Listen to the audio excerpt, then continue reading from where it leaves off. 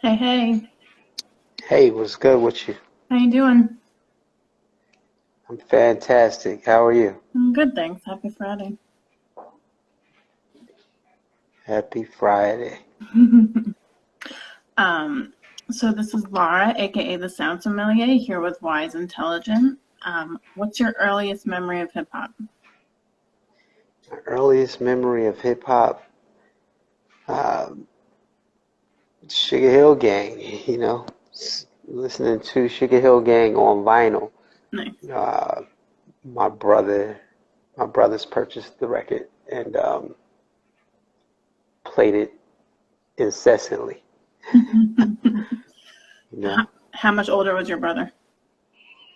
my brother's 5 years older than me. Okay, so you got into it pretty young.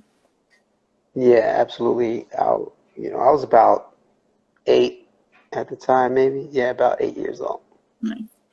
Other than that record, are there any others that you recall playing in your home when you were younger that made an impact on you when you were growing up in Jersey? Yeah, absolutely. Run DMC, Sucker MCs, you know, Hmm. that was classic. So yeah, those were the records that really, you know, Made made it. all the difference for us Hmm. in terms of hip hop.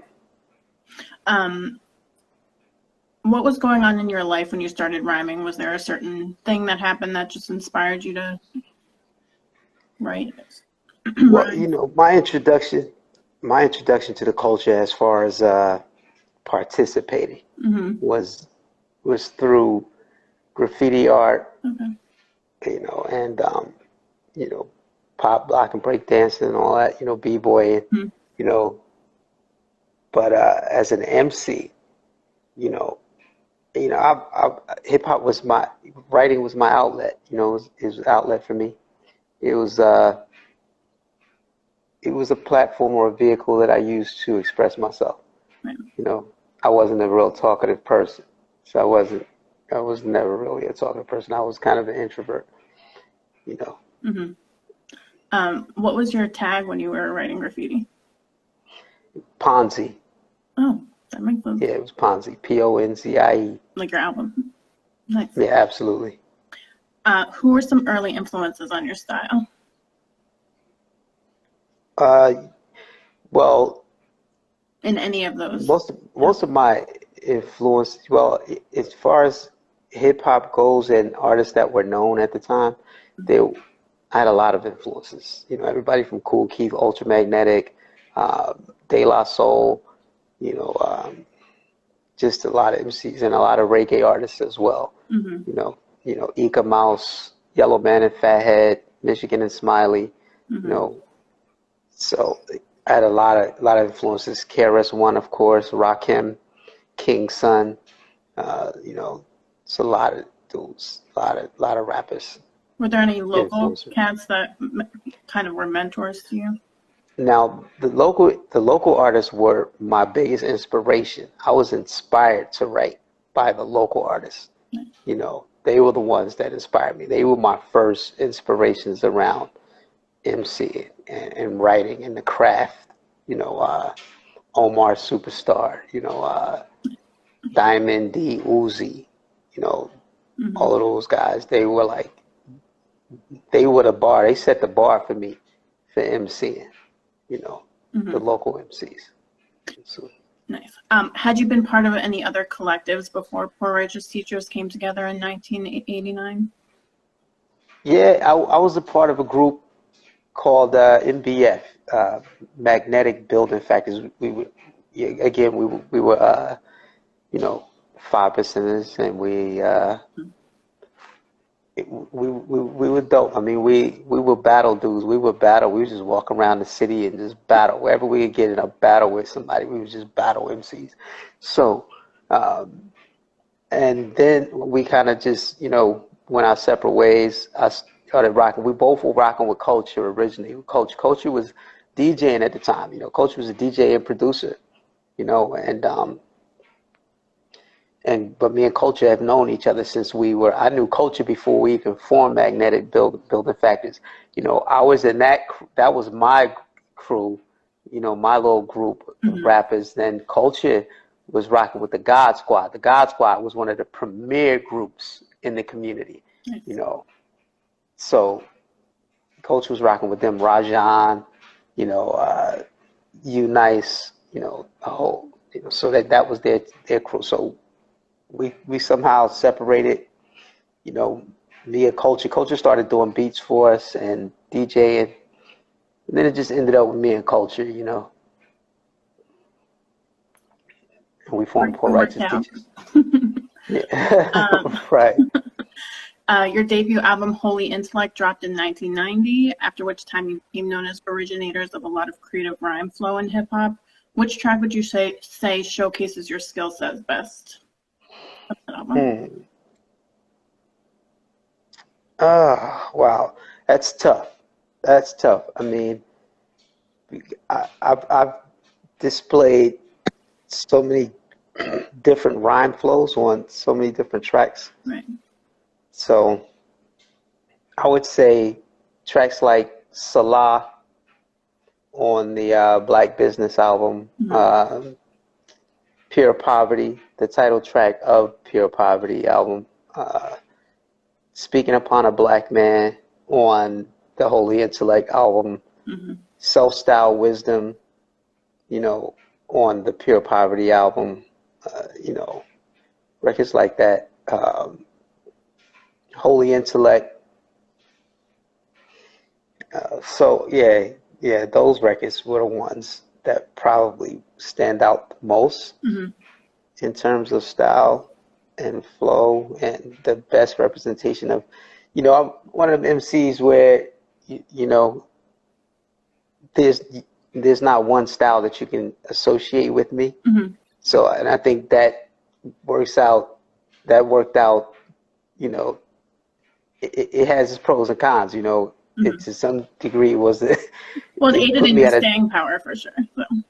absolutely. So, you know, I'm not recognized for it. Like, for example, you know, a Q-tip, you know, Q-tip, that's Q-tip's flow. You know, you can tell, you know, you can listen to some MCs and you can, okay, that's him.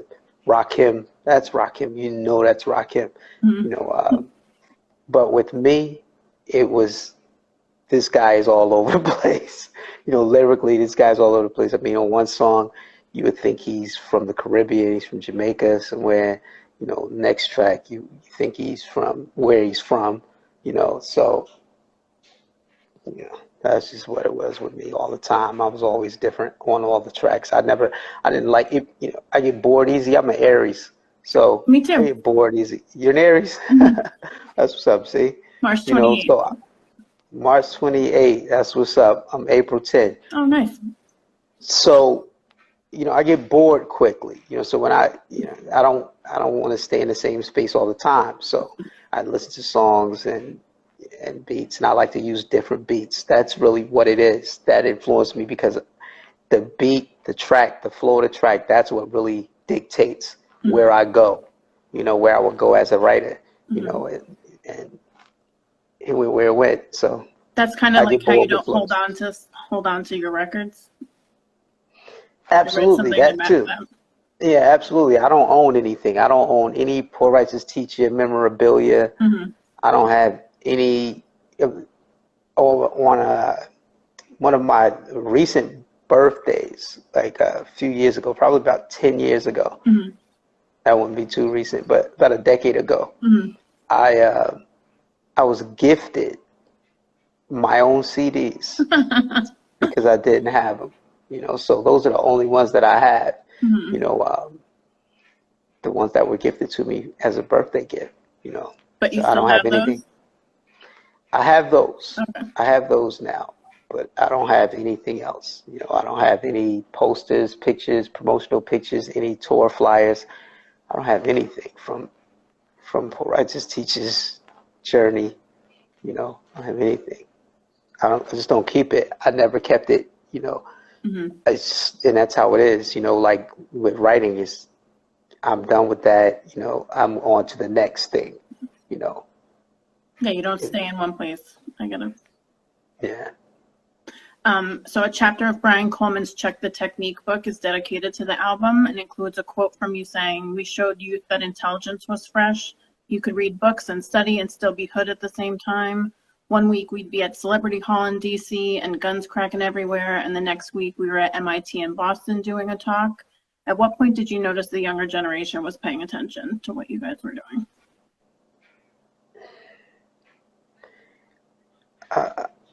I realized later, it was kind of an after effect for me. You know, it was always, when people write you letters, that's when it resonated with me, when I would get letters from Fan mail? from prison, Oh, from okay. from people people locked up, people serving time for whatever the reason.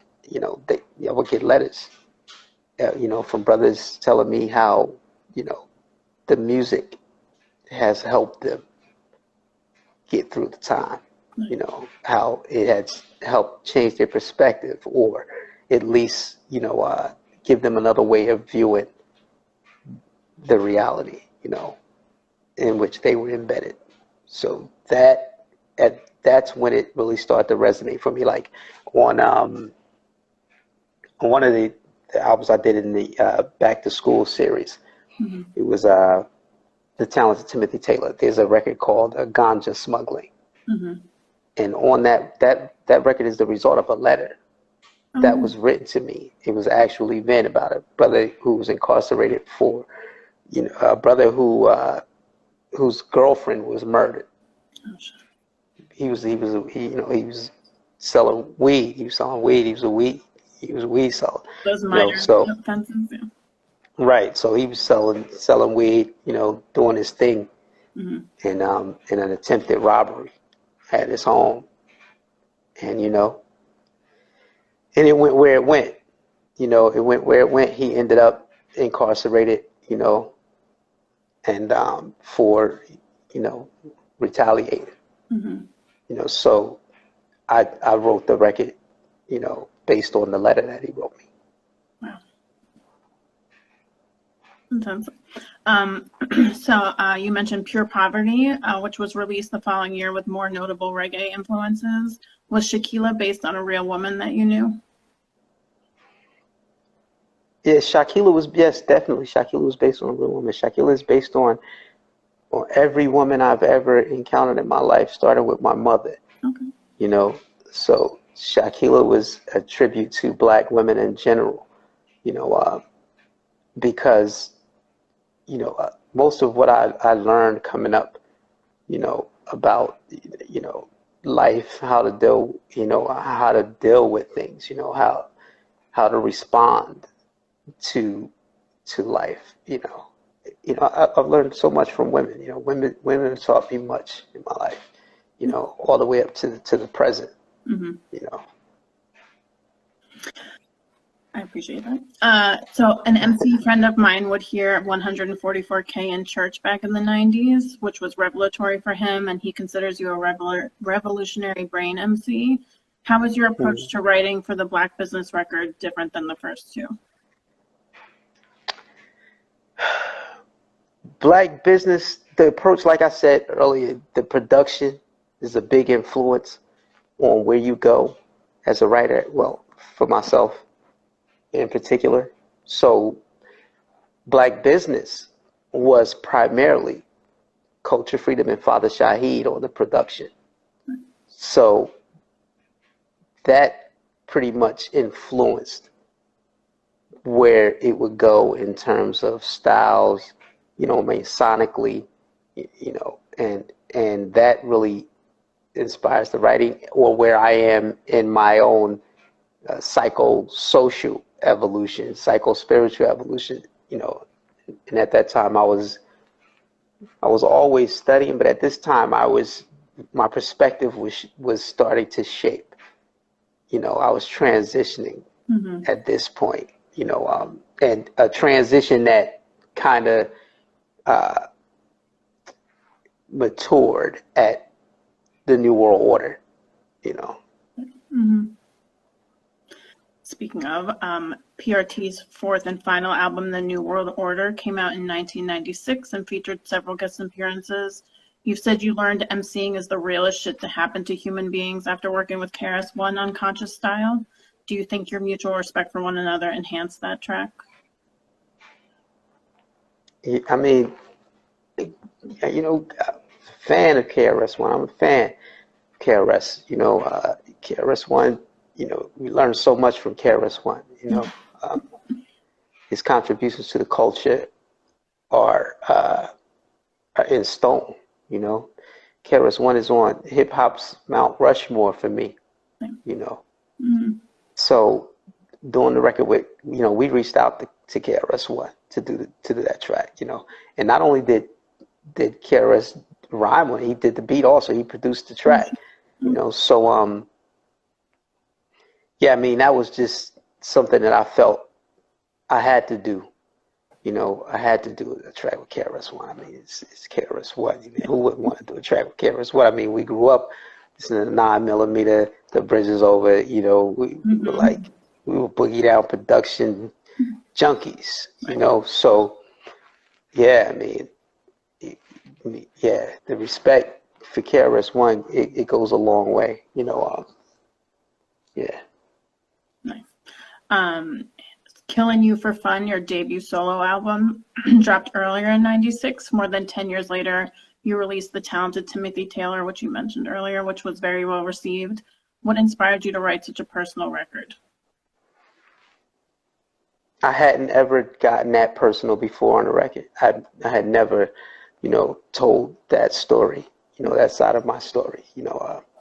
That's one of the things that, PRT tend to deal more with in philosophical space, the ideological space, the struggle, as it relates to, it pertains to the group, but I had never really delved into that. So I felt like it was a perfect opportunity to do so.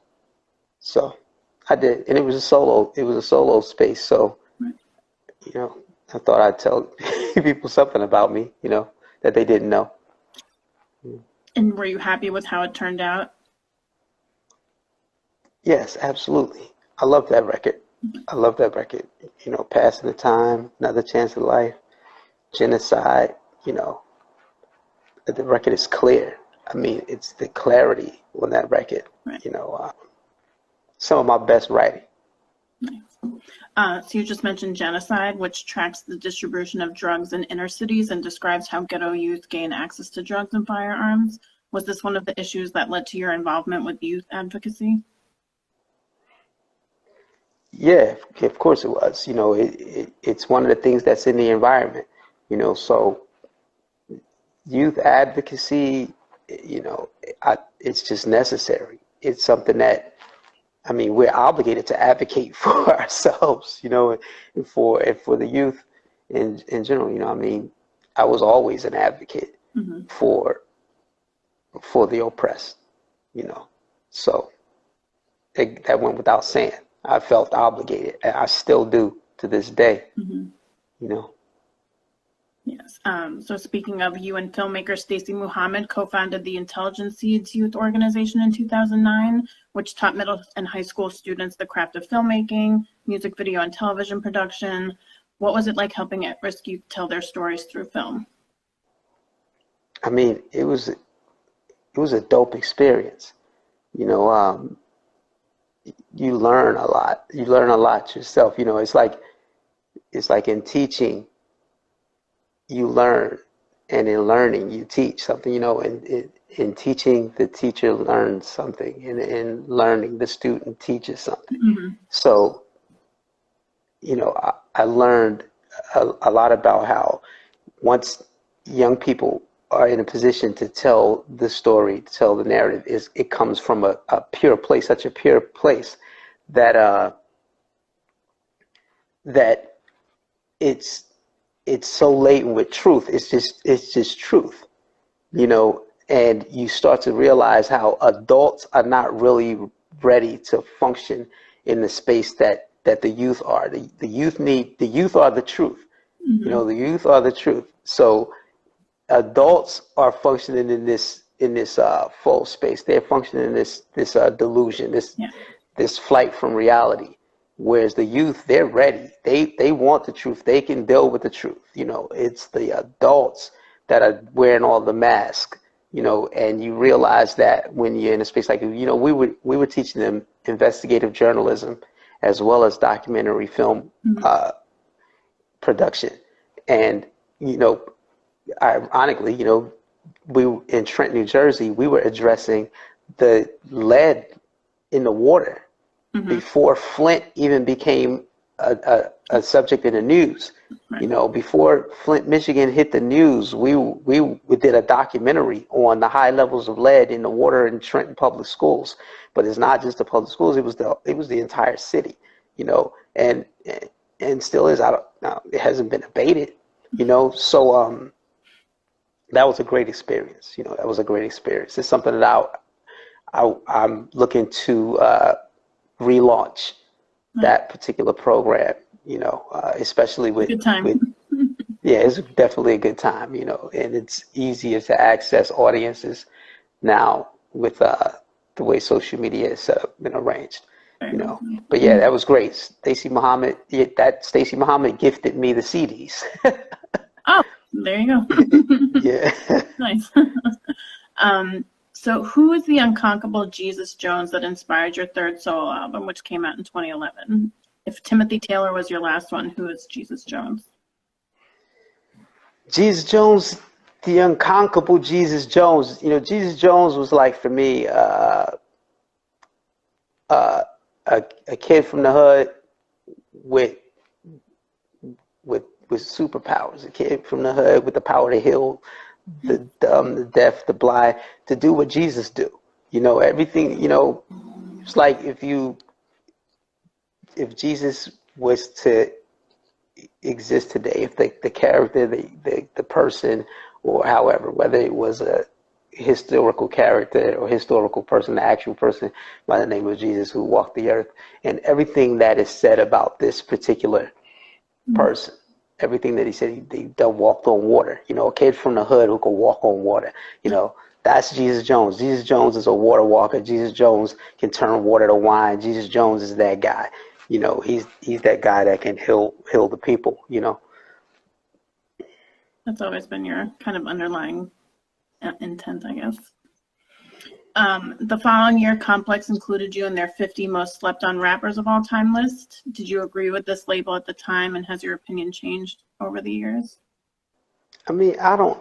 You know, a lot of people say that I'm underrated, or that, you know, some people put me in their top 5. Some people put me in their bottom 100. You know, but I don't. I don't look at myself like that. I don't rate myself. You know. You know, I'll mention stuff in the lyrics. You know, when I'm writing. You know, because it's just a part of being an MC, I guess. But I let the people decide that. You know, whatever people think. You know, that's what they think. Whatever they get out of the music. You know, great. You know, but I don't rate myself. I don't rate myself. So if underrated, nah, I don't know. I don't know. It's probably the safest. But I don't know. I mean, I don't know. I know I'll eat some rappers though. I know I eat some rappers. I know I'll eat some rappers on your top 100, your top 50, your top 25, your top 15, your top 10, and your top 5. You know, it's just, you know, I don't underestimate my pen at all. good. You know, I know what that is. You know, but I stay out of the whole rating thing. Yeah. So you've said that we need a balance of ideas and opinions. What made the so-called golden era of hip-hop the golden era was balance. It was diversity of subject matter. Do you think today's hip-hop has achieved the balance you spoke of? I don't think hip-hop has changed at all. I think that mainstream hip-hop, you know, what's being, you know, pushed off as hip-hop in the mainstream has changed. You know, you know, when we were in the mainstream, it wasn't just us. You know, it was politically conscious artists, you know, socially conscious, socially aware artists. There were gangster rappers, as they're called today. They, self-proclaimed pimps, Mm-hmm. and it was it was various lifestyles and attitudes in the platform in the mainstream. The tours. When we were on tour, it was Poor Righteous Teachers, Too Short, Ice Cube, X Clan. You know, Yeah. that's a lineup. Yo-Yo, D Nice. So various artists in the platform, and no artist was called conscious. We weren't, it wasn't called conscious. They weren't called gangster rappers either. It was just rap. It Rap was music, rap, it yeah. was hip hop. But the mainstream made the shit and started, you know, investing in one particular brand of hip hop content. Right. And it went, and that's where it is. So if record company rosters, did the same thing. It's the same thing there. So today hip hop has all the same attitudes, lifestyles within the culture. However, what mainstream choose to promote, you know, is beyond us. We don't control the social machinery for mass public opinion manipulation. Mm-hmm. We don't control it. They do. Right. So the same machine that made Poor Righteous Teachers, Public Enemy, KRS-One popular is also responsible for making what we hear today popular. Very true. So that's their bag, not ours. That's not a hip hop. That's not a dysfunction in hip hop. Right. It's the way the mainstream functions. It's about control. Yeah, that's a really good way to look at it. After Father Shahid was killed in a motorcycle accident in 2014, you shared that PRT was more than just a rap group, and Shahid was more than just a member and brilliant DJ producer. He was a great human being, a loyal friend, a great father, a great brother, a damn good son, and a committed husband. At the time, did his passing change your outlook on the future?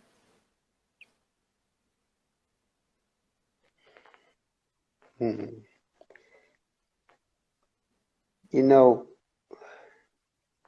Shahid's death was the catalyst. It was the catalyst for me leaving Trenton. That's when I left New Jersey. Just a little bit after that. It was tough. That definitely changed a lot. It changed a lot.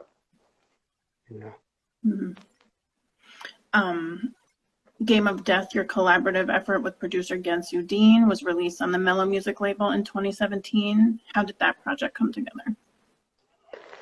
Gensu reached out to me. Gensu is one of the dopest producers in hip hop, man. I mean, Gensu Dean is a problem and a solution. I mean, Gensu Dean, the tracks that he gave me, what they inspired, what they educed, what they brought out of me, it was just amazing to me. It's amazing to me, man. That's how I look at producers. What did the track bring out of me? What did this track bring out of me? And Gensu, problem. Yeah, he's such a good guy too. Yeah, so he reached out. We went in. We got it done. Again, that record. Some of the dopest writing. Some of the, I mean, metaphor, similes, double entendre, alliteration. It's like you can hold a class in lyricism with that record. Yeah, your flow on there is fire. Thank you. So you executive produced your last album, Ponzi. What did it mean to have your son pose as a 13-year-old version of you on the album cover? Man, that was dope as fuck. I mean, at 13, my life was just totally different from his. You Right. know, so much street time. You know, so much street time. You know, we were in the youth house. You know, in youth detention center, like 13 years old, just locked up. Mm-hmm. 13. So to be there, have my son there, and to be on the cover like that, and now we have it forever. We have that image, that reflection is with us forever. We have it, you know.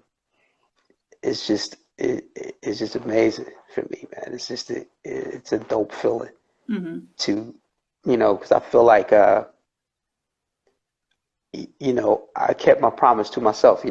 I kept my promise. It's one of the promises that I kept to myself. That my sons will never, ever, ever go through what I went through. Mm-hmm. They'll never, ever, ever have to experience what I experienced coming up as a youth. Mm-hmm. So Do they I'm winning right understand? now. Do they understand your contributions to hip hop? Do they know that? Well, no, they don't. They don't. I'm not the rapper to them. Right. I'm not a rap guy. I'm not a MC to them. I'm dad. I'm dad. And my eldest son, he didn't realize it his entire life, all the way Mm-hmm. to adult, like to his adult life, and recently, we were at the Art of Rap tour. Right. So we going backstage, he's with me. And when he see Chuck and, Public Enemy Crew and EPMD Mm-hmm. and all of the legends in the culture, you know, how they responded to me, how they respond to me, my relationship with them and how they react to me. Chuck has this thing where he calls me LeBron James from the Hip Hop Gods tour. Nice. We did the Hip Hop Gods tour. He christened me LeBron James. That's what he called me. He's like, "Why is you the LeBron of the tour? You the LeBron of the tour." So he started calling me LeBron. So when we came backstage, he was like, "LeBron, LeBron," and LeBron is like my son's favorite Oh basketball shit. player of all times. So then So he he got it. got that Mm-hmm. right. So he understood what was being conveyed, and that was the moment for him. That was the moment, King James. and he said it. He said it. He's like, "Yo, wow." He's like, "Wow." I had no idea, Nice. but yeah. What a great moment. Mm-hmm. So fast forward a little bit. How have you managed to stay creative during the pandemic, or just kind of keep mind active? I mean, my life has always been kind of a quarantine kind of life. Okay. I've always, I'm self-quarantined. Mm-hmm. I never really, hung out Like, with, people like that. I never really hung out with crowds and hung out. Yeah, I didn't hang out that much, Even in hip hop, I didn't attend a lot of industry functions. I was one of those out of sight, out of mind kind of rappers. right. I always say I was never a rapper. I was never a rapper. I was just a guy who knew how to rap, who knew how to rhyme. Mm-hmm. Like I said, hip hop for me, writing as an MC, that's my safe space. That was my safe space. I felt comfortable there. I felt comfortable expressing myself in that space. I don't talk a lot. I don't talk a lot. I don't got a lot of words for people. So Mm-hmm. when people listen to my lyrics, they listen to the songs, they hear me, they see me live, they like you would assume, Mm-hmm. you would assume, or That if you're you hear me different on a than the panel or you hear person. me speaking Mm-hmm. about, some history, politics, you know, we could talk, but I'm not that. I'm not the type of person that's going to be just talking and socializing all the time with people like that. So Mm-hmm. so So, hip hop was that place for me. mm-hmm. I mean, coming up when I was a youth man in elementary school, I didn't talk. I really barely talked at all. You know, it was like I was quiet as hell. You know, and you know, they used to try and get me into all kinds of programs. Uh-huh. You know, the Big Brother programs. You know, trying to Yeah. find out what's going on with me. You know, why I'm not communicating with them like that. The work was easy as hell. You know, I was bored with school. You know, I was skipped from fifth grade to seventh grade. You know, it was just I just wasn't into it. You know, I wasn't into it. I didn't have a lot of talk, and that's the way I've been. You know, so I was never chasing hip hop. I never chased hip hop as far as the fame, you know, and wanting to be the most popular person. I never had the I'm gonna blow up. I want to blow up thing. You know, I never wrote a rhyme with the intent of making money. You know, I've never written a piece of lyric. I've never written a piece of hip hop literature or lyrics ever for the purpose or intent of making money. You know, so this is what it is. You know, Mhm. I am who I am. You know. Yeah, you're just a little bit, you're more cerebral than what they were looking at in school. Gensu Dean just jumped in the chat. I just want to mention that. Who? Who jumped in? Gensu Dean just jumped in the chat. He missed. Peace, Ginsu. What's good? So when will the I Like It Black Premium African Blend ground coffee brand be available in stores that you're coming out We're with? looking at first quarter 2021. Okay. You know, yeah, that's gonna be exhilarating. You know, yeah, absolutely. It's really good coffee. You know, it's really good coffee, and it's a story. You know, it's a we're gonna take you on a coffee journey. You know, take people that really don't know the history of coffee and origin of coffee, and the fact that in the role that Africa plays in Right. in coffee. You know, coffee is the I think the number two beverage Mm-hmm. consumed beverage in the world. Right. You know, and you know it follows the story of Africa. You know, it follows the story of Africa, man. You know, giving so much to the world and receiving so little in return. You know. The name is so good. Yeah, I think that's double entendre. yeah. So is your book 3/5 an MC, The Manufacturing of a Dumbed Down Rapper, still due to come out this month? I saw you posted something about it. Pre-orders will be this month. We pushed it back. Barnes and Noble gave me gave me a little headache. You know, some hiccups with Barnes and Noble Mm-hmm. on the vendor accounts. So we finally got that resolved. Uh, so so yeah, we're going to be releasing it December Okay. December 23rd. Oh, nice pre-Christmas. Yeah. So you're the current president of the Rap Snacks Foundation and director of the foundation's Boss Up Entrepreneurship, Financial Literacy, and Community Economic Development Initiatives. How and when did you Yes. become involved with that foundation? Well, I've been rocking with Rap Snacks since it started almost. You know, Rap Snacks was launched in 1994. Right. You know, and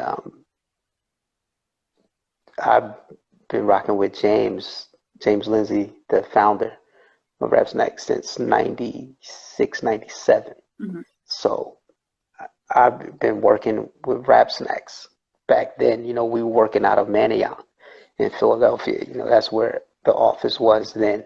You know, so working out of Philly, you know, pushing the product in, you know, and James uh, started managing Meek, you know, moved, you know, kind of slowed everything down, Mm-hmm. you know, just let, you know, the bags that we had out at the time float out, you know, and then the opportunity came to relaunch and the perfect time to relaunch. Mm-hmm. It came, James like he's going to relaunch it. He relaunched it, repackaged, remixed it, in classic hip hop fashion. Right. And So yeah, second coming. and so the for all those years that we would doing Rap Snacks, James was pushing Rap Snacks. He always wanted to start a foundation, and that's the space that I was in. I was doing youth programs, doing everything from tutoring programs Nice. to other enrichment programs with youth. So it was a no-brainer for us, So we wanted to leverage the success of Rap Snacks, and so we formed the foundation, and that was that. So we've been developing entrepreneurship, financial literacy programs, um, workforce development programs, types of programs, whatever kind of programs that we can create to empower the community. The program, the foundation itself was created, after acknowledging the fact that, the community is viewed, our communities are viewed as under-resourced communities. That's code for Black communities. They say, okay, you live in an under-resourced community. However, the community is not under-resourced. That's my view. My position is that the community is not an under-resourced community. It's an over-extracted community, because our communities have resources. We have a plethora of resources. The resources are just being extracted out of the community. Right. Not kept in the community. Right. It's not being kept in the community. For example, a resource, we have $1.2 trillion in collective buying power. That's monetary resource. However, because we don't control the internal markets in the community, we don't produce the products that we consume, we don't control the lion's share of the retail outlets, we don't control the distribution chains, the supply chain, logistics, we don't control any of that. So our money, the buying power, is leaving the community at the point of purchase. When we buy something, it's leaving the community. It's going to the people that produce those products, the people that own that retail store, and a lot of times the people that own the retail, they don't pay taxes for a certain amount of years. They get all kind of tax breaks and incentives for being in the community, and we know that the taxes supposed to fund the schools. Right. And things of that nature. So you look at the schools, and the schools are not being funded. Schools are inadequately funded because of this reality. So that's how the monetary resource leaves the community. And then we look at, music, hip hop. Look at hip hop, R&B. Hip hop and R&B are the number one streaming genres of music on earth today. They're the number one genre. Black music is the number one music in the world right now. And when you get right down to it, all forms of American music are technically Black music, right? So that being the case, that's a cultural resource. That's a cultural resource that's leaving the community because we don't control the institutions that monetize the cultural resource. Right. So the record companies, the radio stations, the streaming platforms, the Spotifys, we don't control any of that. That's foreign entities that are extracting the talent from the community, and have been since the 1800s. So that's the cultural resources being extracted. So we got monetary resources being extracted. We have cultural resources being extracted. And then we have genius. We have academic genius and innovation being extracted by Fortune 500 companies because we don't have the institutions and corporations to hire our graduates when they graduate from institutions of higher learning. So they end up getting siphoned off into some corporation to make someone else rich, some other community rich. So, Lost kind of in the mix. Hmm. right. So the academic genius and innovation, that resource is being extracted from the community. Then we have athletic resources. You look at the NBA, Right. the NFL, 80% black athletes, 80% black athletes on both those sports. You have what, one black owner in the NBA. You have zero black owners in the NFL, but 80% of the athletes are black. That's athletic resources being extracted out of the community. So we have the monetary resources being extracted. We have the cultural resources being extracted. We have the academic genius and innovation being extracted. We have the athletic resources being extracted from the community. That's not an under-resourced community. It's an over-extracted community. It's like calling Africa impoverished. How is Africa impoverished when all the resources are coming from Africa? It just doesn't make sense, right? So this is what the programs, the FrapStacks Foundation is centered in. We're focused on developing programs that will keep those cultural resources in the community and monetized by the creators of those resources. Teaching the community how to monetize their intellectual property. How to produce products that they consume. And that's like you go in a corner store, it's 200 to 250 to 500 different products in the bodega. Right. But none of them are produced or manufactured by people from the community, right? So our thing is pick something on the shelf and let's create it, let's distribute it, let's market, promote it, and let's change that. Let's start, harnessing some of the market share and and controlling the internal markets in our community, from manufacturing, producing, supply chain, logistics, all of that, to keep the money in the community circulating long enough to empower the institutions, charities, schools in the community, or else. Yeah, a lot more people need to know about it. Yeah, I think that's absolutely definitely important. What can you tell us about the Buy Our Blocks Entrepreneurship Incubator that's set to launch in 2021? Buy Our Blocks is about teaching people how to acquire investment properties, how to, rental properties, how to invest in real estate, basically, and as well as it's two-pronged. It's the investment side of it as well as the home ownership side.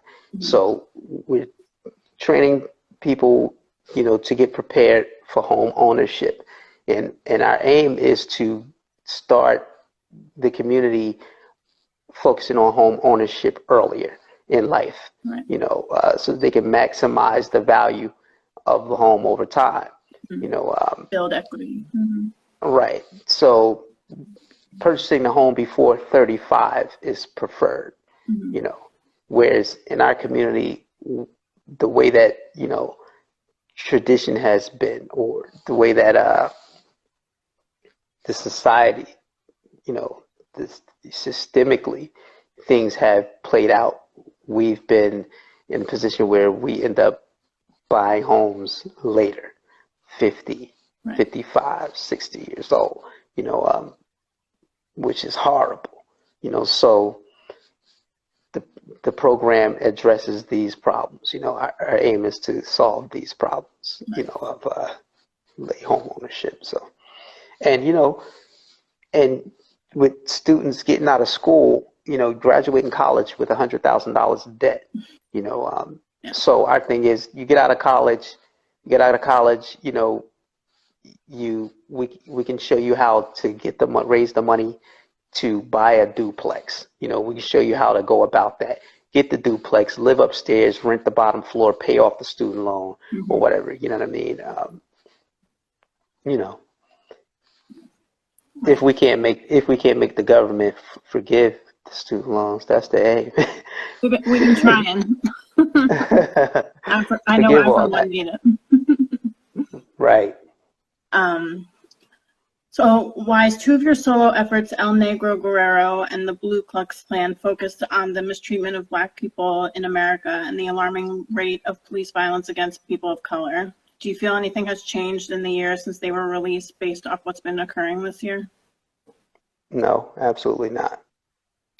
Nothing has changed.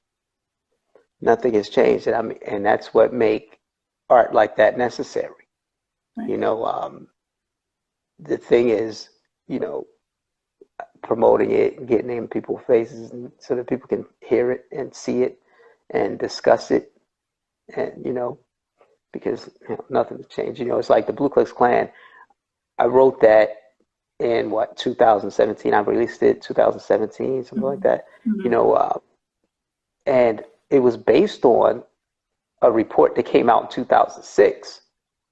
FBI report that demonstrated how law enforcement, suggested that law enforcement had been infiltrated by white nationalist groups, Right.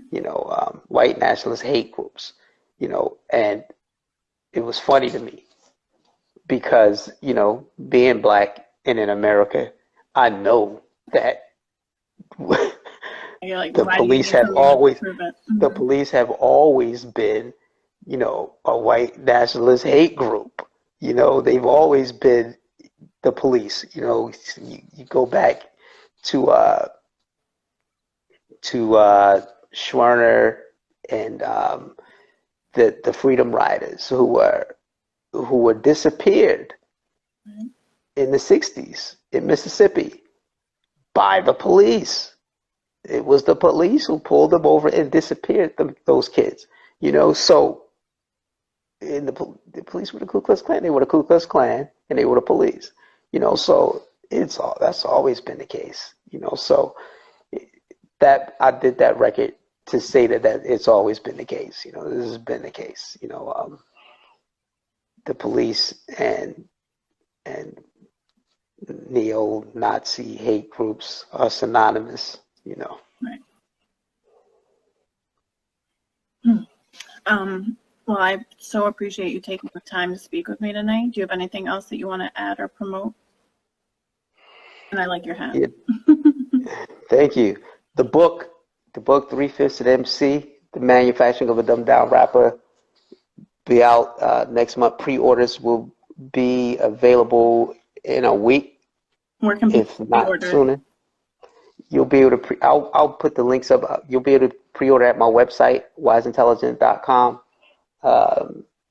So the book and the 6 period in the 7 period set is coming soon.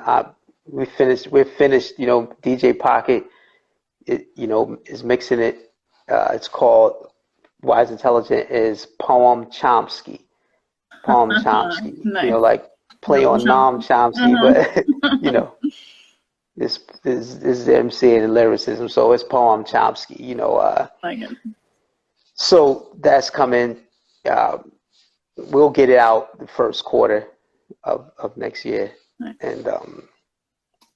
and that's about it. And support the foundation. At Rap Snacks FDN on Instagram, at Rap Snacks FDN on Twitter, Rap Snacks Foundation on Facebook. Stay locked in. Stay locked in. See what's going on. What's coming next? We got a lot going on. We got a youth entrepreneurship summit coming up in February. It'll be virtual, but it's going to be dope. It's going to be a lot of information shared. Youth will be able. You have any youth that you think could benefit from an entrepreneurship, financial literacy conference? Tap in. And stay tuned. It's Stock Boss Up. Download Stock Boss Up. Stock Boss Up is a free, non-subscription based social media stock market investment platform. Nice. If you think Instagram meets Robinhood, Okay. You download the app, you log on just like Instagram, you create a profile, you get $1 million worth of simulated money. It follows the stock market in real time, so you can learn without Wow. risking your real dough. You know what I mean? So, and the Like a algorithm trends community where all. people can give advice and Absolutely. It's a community. You learn from the community. It's a wisdom of the crowd model. The top performing portfolios trend to the top of your feed, by default of the algorithms. So it's a dope platform. You know, get it, download it, become a member. You can create a group. We're about to do a stock madness competition. nice. It's going to be like March Madness. It's going to Mhm. boil down to a playoffs and a Final Four and a championship. So yeah, download the app, get involved, donate to the foundation. You can donate to the foundation, therapsnacksfoundation.org. Um, donate. Yeah, indeed. Well, I hope you have a really nice weekend, and I will talk to you soon. Thanks for having me. Have a great one. You too. Peace. Peace.